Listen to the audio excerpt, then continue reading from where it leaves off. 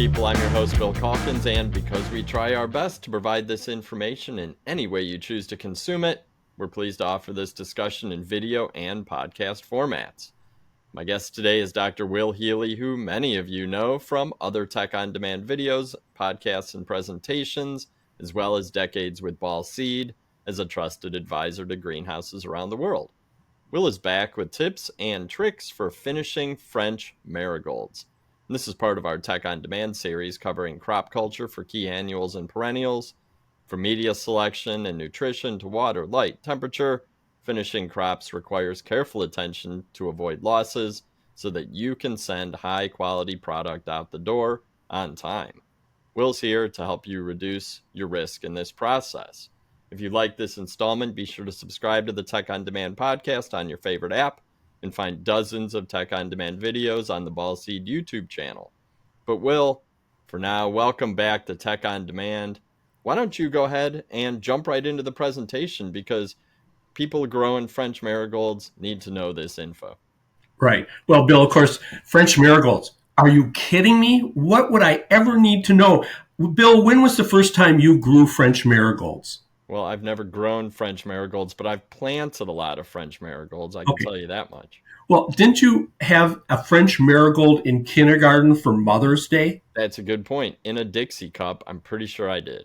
Yes, literally every kid, because it's got to be one of the simplest crops ever. So you kind of have to ask yourself the question, why would we even bother talking about French marigolds? It's a no-brainer. But, when things go off the rails is when you need the help. And so that's really what this talk is about, is that if your French marigolds have gone off the rails, or you've struggled with French marigolds over the years, every so often, it's like, what happened here? Let's talk about some of the do's and the don'ts and the problem children with French marigolds. Does that sound like a good plan? Yeah, this works for me. Let's go. Okay, well, let's get going. French marigolds, the biggest, number one, unquestionable issue with failure in French marigolds is forgetting to plant them immediately upon arrival. Especially early season, people go like, well, I'm really not ready. Don't have everything together. And they plant them and they end up with what we got here. You got everything from plants that take off and pretty much grow to what we refer to as stick in the pot, where you've got a flower and some poor little foliage that really doesn't matter. So really, if you don't get these things planted, there's some things you can do to make sure that they do succeed. But remember, planting marigolds, especially French marigolds first, is really critical. What you really want to avoid at all costs is holding on to them too long, that they get this huge root ball that's basically, you pull out and you see this big white ball and you say, ooh, this really look good. Well, the problem there is this is a really fast turning crop. And so what happens is, if you have a root bound plant like the plant on the left, and you put it into a pot and you expect to turn it in, say, 2, maybe 3 weeks, and all of a sudden what happens is they don't root out. If they don't root out, they can't take up the nutrients in the soil, and they basically sit there and stare at you and become stick in a pot. So really avoid or watch for this overrooted plant. If they are overrooted, we're going to talk a little bit about things you can do to prevent that stick in a pot problem, but make sure that you do, because remember, they'll send up a flower pretty fast, because they're really, especially early season, because these are short day plants, will initiate flowers. Also, marigolds, specifically French marigolds, are very susceptible to this root wrapping. If you notice the plant on the left, the roots are going around in a circle. Once they get going around in a circle, they're lost. They never grow out. They just keep going round and around and around. And in fact, if you bought plugs where they basically come out like a slinky and they basically just pull right straight apart, that's usually because they've been incorrectly watered. You want to make sure on marigolds that you dry it down to a level 2 and you water it up to a level 4, so that you basically force the water all the way down and you force those roots to go down to the bottom of the pot, because when you pull them out, it's that root ball at the bottom that gives you the lift so that you can pull it out clean.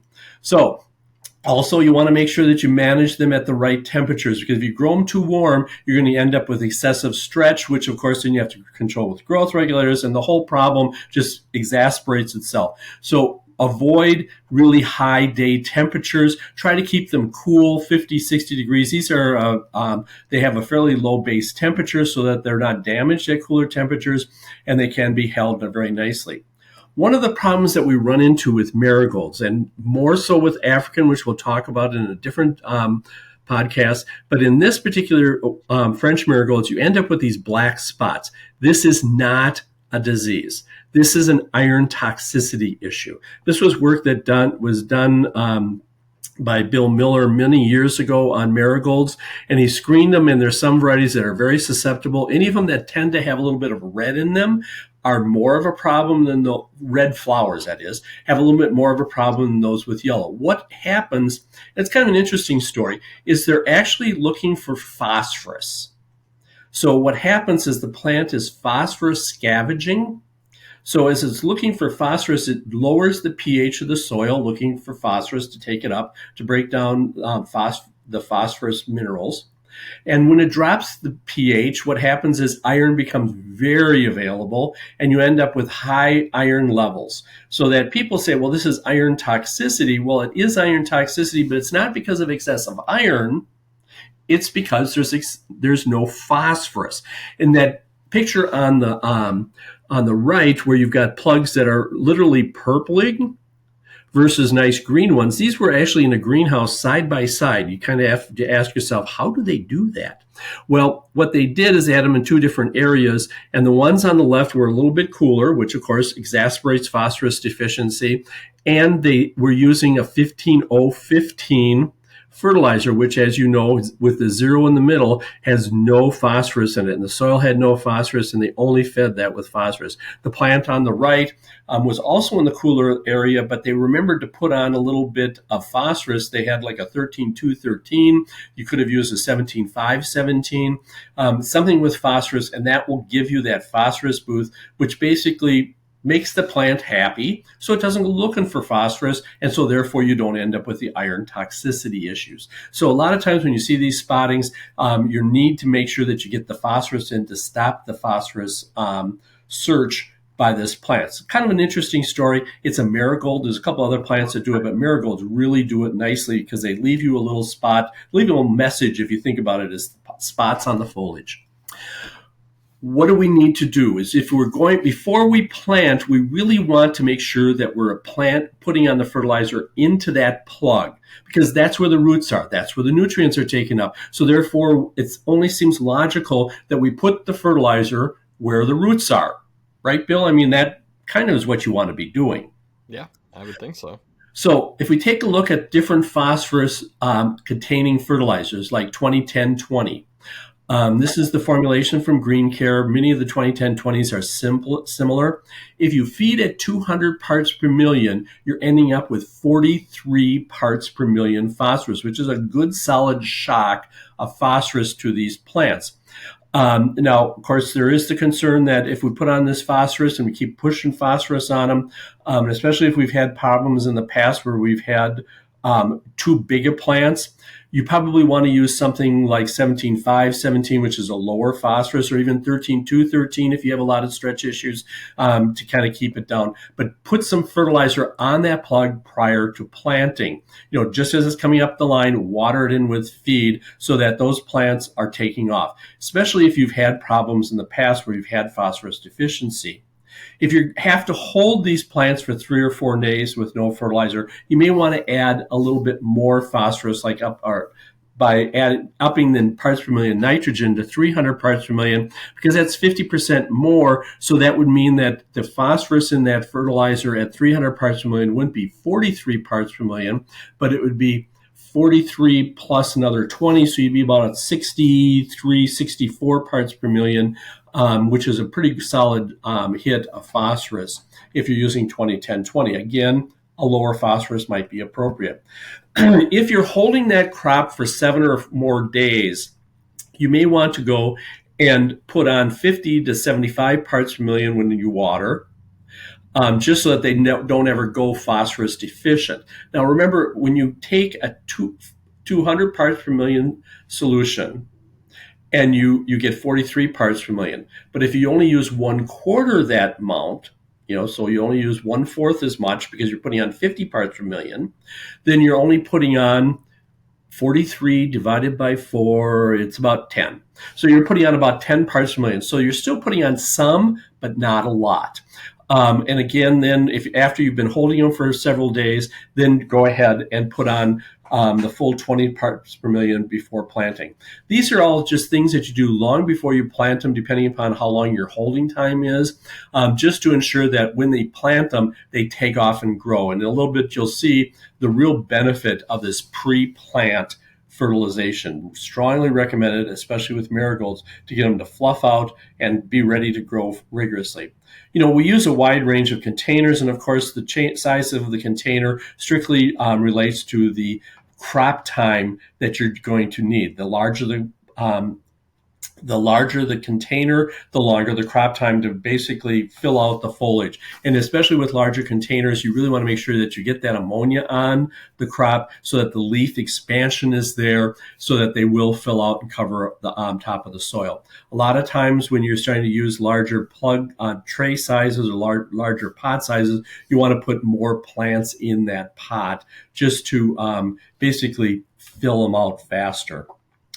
One of the problems that we have seen in the industry is the issue of people are trying to get their soil costs down, especially during this time where there's price pressure by everyone. And so they're basically looking for bulking agents, different bulking agents that they use.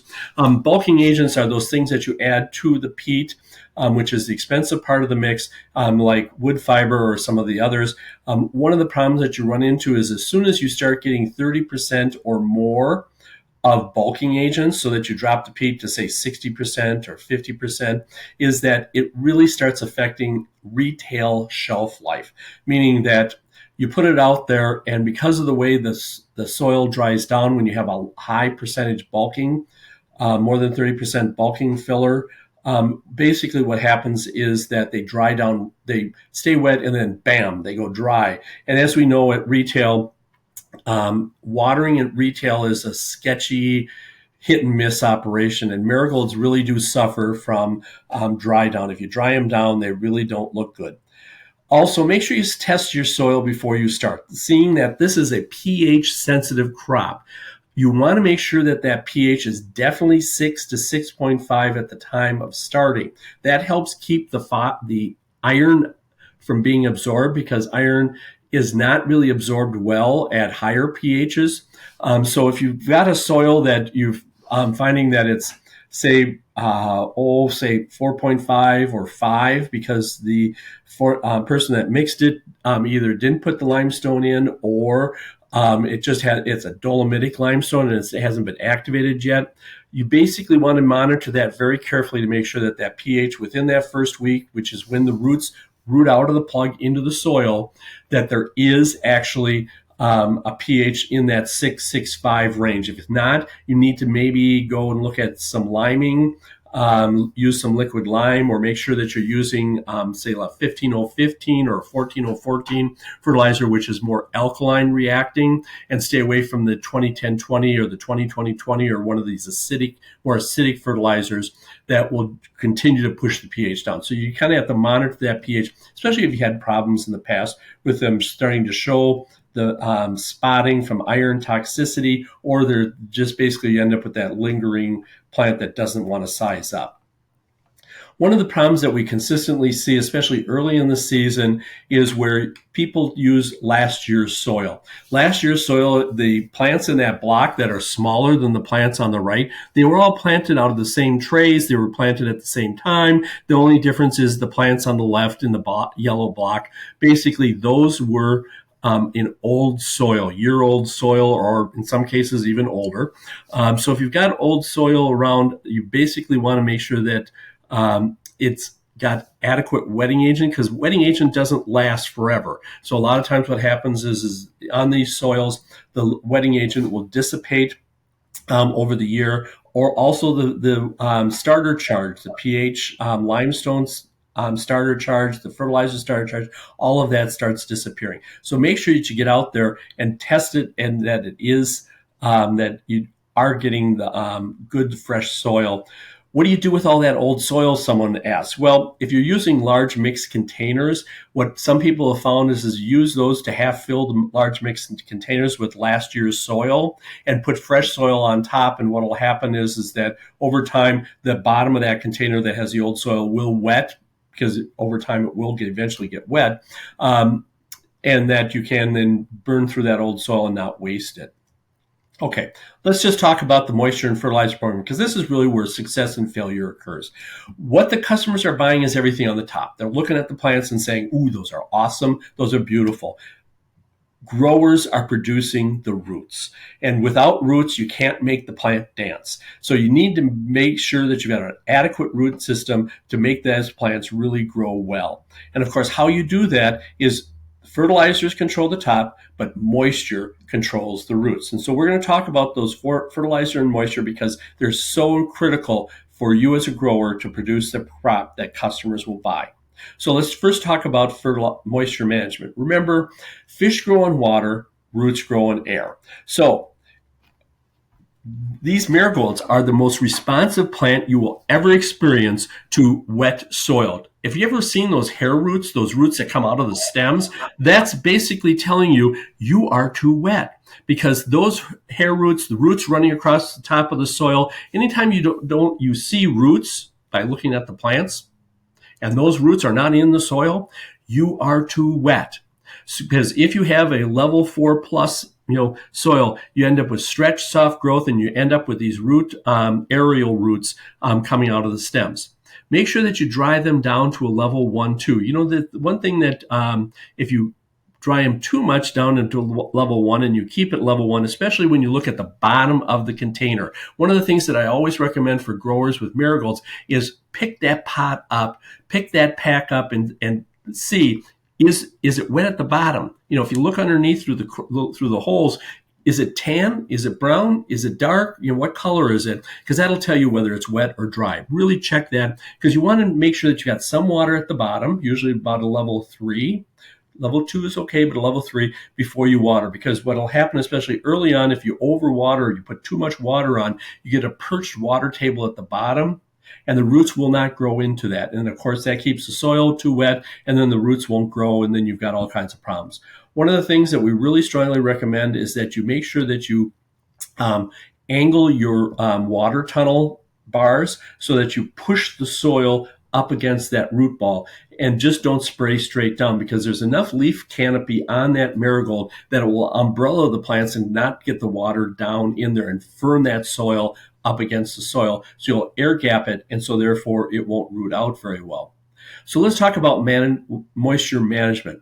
Water into just below the plugs, especially with large containers. If you're using packs, that's probably not as much of a critical issue. But if you're using 4-inch or some of the other containers that are in the marketplace, make sure that you don't soak the soil all the way to the bottom, especially right after planting.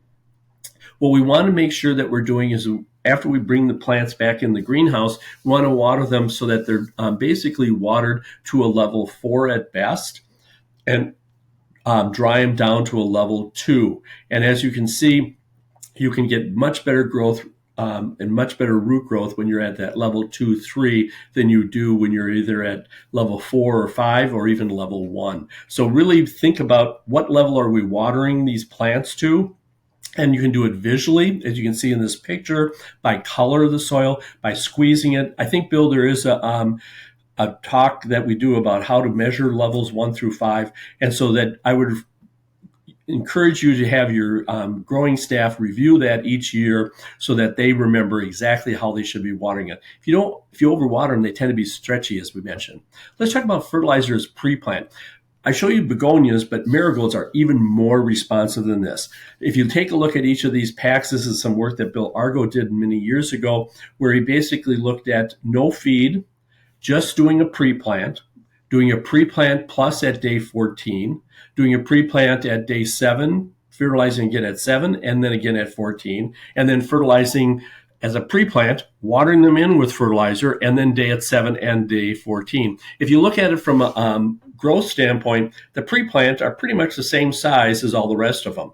The difference is that with begonias, if you put more fertilizer in them, they get hardened and like this. But in the case of marigolds, they get stretched. So really make sure that you get that pre-plant on it. If you've got a good soil that you're putting your plants into, the pre-plant might be just enough if you put on the pre-plant correctly. You may have to just put it on again and maybe at day 14 to kind of push it along a little bit, especially if you used a lot of water. But usually between pre-plant and 14 days on most seedling crops early in the season, if you're not putting a lot of heat to them, there's not a lot of drying going on. So therefore, there's not a lot of clear water. So there's still a lot of feed around there. So really kind of take a look at it and measure the EC, check the EC to check what's going on. We've got an good example here where they didn't do the pre-plant on some marigolds on the plants on the left, and notice that they just are delayed. They're just not sizing up versus the plants on the right. So make sure that you get enough ammonia and phosphorus in there. And that's why we're talking about 20-10-20, 17-5-17 to promote that leaf stretch and to get that plant to just really take off and grow. It really was a dramatic study that we did. Remember, if you've got excess leaf expansion, so you get a lot of leaves and you don't get a lot of flowers, you basically avoid fertilizing too late in the crop. That's usually where you get a lot of leaf expansion. If you need to feed, once they've been transplanted, 75 to 100 parts per million plus your micros weekly would be appropriate. Remember, you can always add more. It's really hard to once they get out of control, to bring them down to size. Also, think about feeding the plants before you ship them to retail, because remember, most retail operations are just going to water, and that's about all they're going to do. And so you really want to have consumer success so that they are willing to buy again, because if they're successful, they'll continue to buy. If they fail, they will never buy again. So you want to make sure that the consumer is successful, and putting some fertilizer in that cell pack or the pot before it leaves the greenhouse is ensuring long-term success. Let's talk about light, photoperiod, and temperature, because this is really where you can build the quality into the plant. If you have low light intensity, you are going to get internode stretch and delay in flowering. So you may want, because of the internode stretch, you may want to be thinking growth regulators, especially early in the season when we're down below 12 micromoles, 12 moles per day. If you have high light intensities, remember that does tend to keep accelerates flowering because the leaves are warmer, but you also need to make sure you got the fertilizer on them so that you can get the leaf expansion. You just don't end up with sticking a pot of a rapid flower without any development.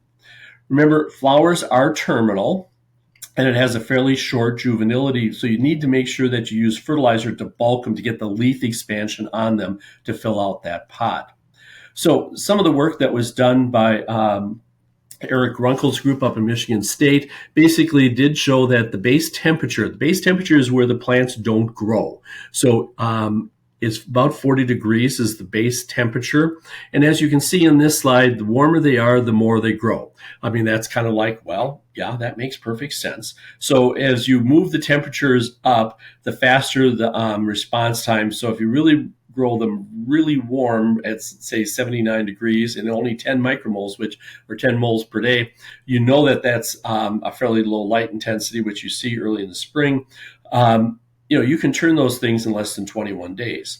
So getting the temperature up will really help you move the plants along, because in the profitability of a greenhouse is all dependent on turns. How many turns do you get a year?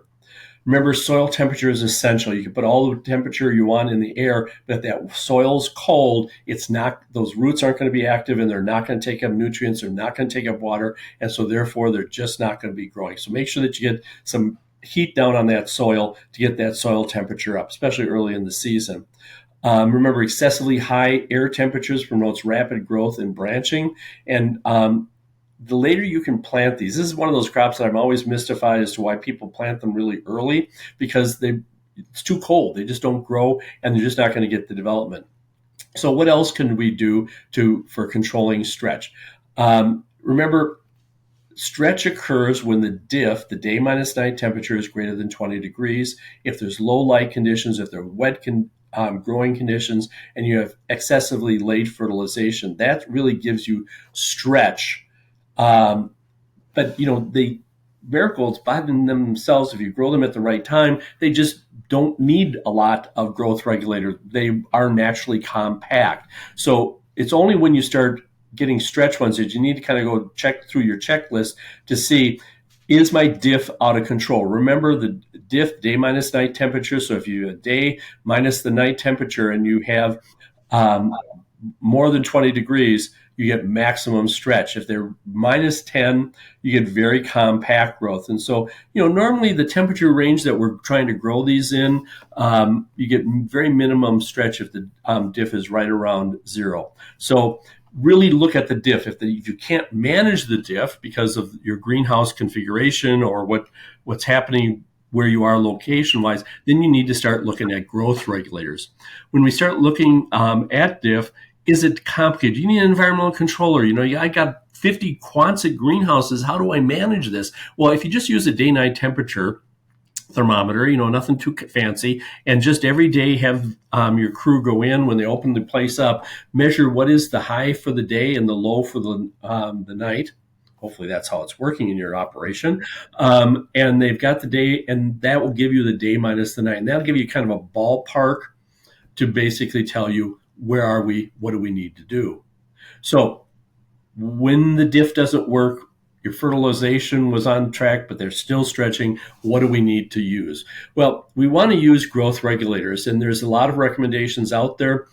The early season, you want to use the diminazide B9 because they're really very compact. Now, what that also does is it makes them darker green because diminazide does enhance chlorophyll so that they're dark green, which everyone would love to have. Even if they're not fertilized, they can get really dark green with diminazide. If you start seeing really high temperatures late in the season, you need to go to paclobutazol or uniconazole. If you find that it's still because of temperature and fertilization and watering, because everyone's got somebody that waters too much, and you basically, and the sprays and the drenches don't work, sprays don't work, then you may want to drench as plants are starting to reach 90% of their allowable height, because you still got to get them on a rack.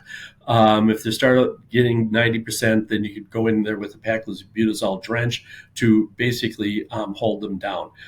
So we normally just look at sprays being appropriate, but if all else fails, look at a drench.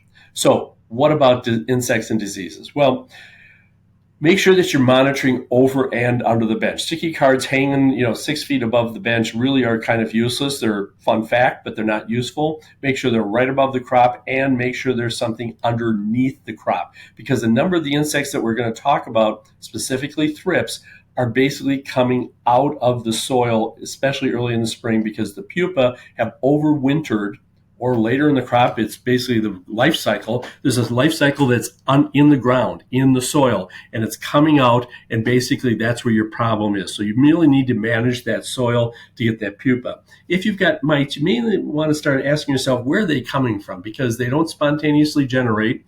They had to come from somewhere. And so see if there's other crops that have got mites on them that have come wandering in. If you've got didn't quite clean up the place, and you've got some plants that hung around from last season, well, those are probably a good source for mites to come in. Looking at aphids, those usually are dropping in later in the season. Normally you don't see with a lot of aphids early in the season, but you do later.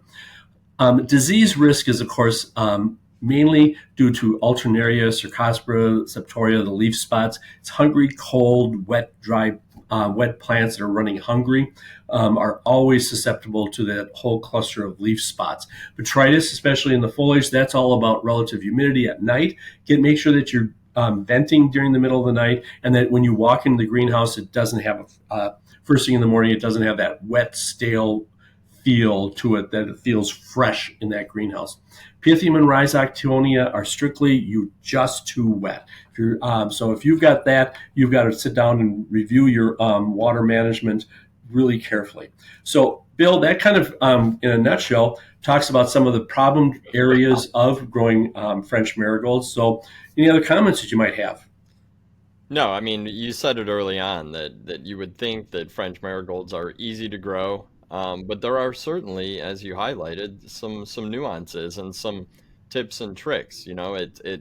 it comes down to making sure you get your feed right, making sure the environment of the greenhouse is right, and then keeping an eye for that leaf spotting. It sounds like that's a pretty sure sign that there's either some disease or that phosphorus issue that you talked about early on.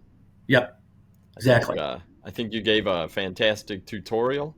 As you can see here on the screen, you can find dozens, if not hundreds, of Tech on Demand educational resources online. Every week, I send a newsletter covering a range of cultural and technical topics. I share a lot of these videos in that newsletter, so if you want to make sure to see the most recent ones, definitely subscribe. Log on to YouTube and find the Ball Seed page for hundreds of Tech on Demand videos. And if you're on Facebook, feel free to join the Greenhouse Tech Team group. All you have to do is search Greenhouse Tech Team, answer a couple questions to make sure you are a professional grower, not a hobbyist, and I'll let you right in. You got more than 6,000 of your peers that are quick to ask and answer any question that you might have. And Will, again, thank you so much for your time. I know that we will talk again. We've got African marigolds to cover as well, and many other crops. Thank you so much. Perfect. Thanks, So Bill. I'm Bill Calkins with Tech on Demand. Take care out there and grow some great crops and send them out so we can get those shoppers coming in for more.